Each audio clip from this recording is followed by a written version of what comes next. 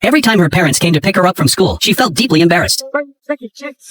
They always showed up in an old, beat-up pickup truck, and to make it worse, the music was blasting at full volume, shaking the whole parking lot like a karaoke truck. Her classmates would stare, whisper, and laugh. Flushed with shame, she would rush into the truck and turn down the volume, but her dad would turn it right back up. He wasn't trying to embarrass her, not at all. He and his wife were both born deaf. They couldn't hear the music at all. They just felt the rhythm through the vibrations of the speakers. Seeing everyone's curious eyes on them, the girl wished she could disappear. But that wasn't even the most embarrassing part of her life. Once, during a meeting, her father got angry and wanted to curse someone out, but since he couldn't speak, he asked Ruby to interpret for him. Suck my dick.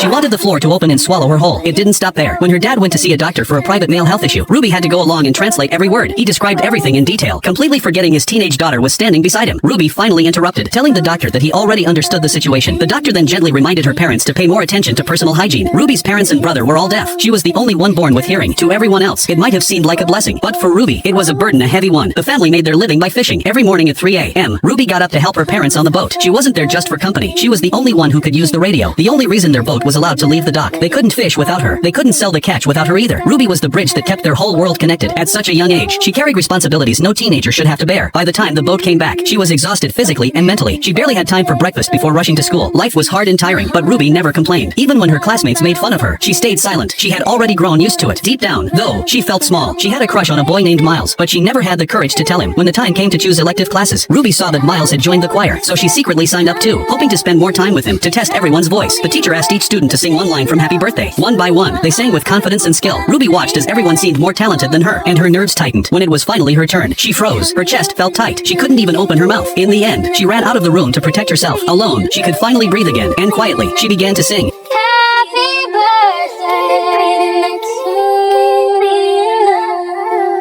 Her voice was soft, uncertain, but real. She truly loved to sing. It was only her insecurity that kept her from showing it. The next day, she found her teacher and apologized for walking out. The teacher didn't blame her. After learning more about Ruby's background, he told her the story of Bob Dylan, hoping to inspire her. He wanted Ruby to find her courage and express her own voice. His words lit a spark in her. He also began to take a special interest in this quiet girl. At the next choir class, the teacher suddenly called Ruby to sing in front of everyone, but under all those eyes, she still couldn't open up. So the teacher taught her some breathing and vocal exercises to relax. Still, Ruby couldn't fully let go. The teacher sighed and made the whole class join her.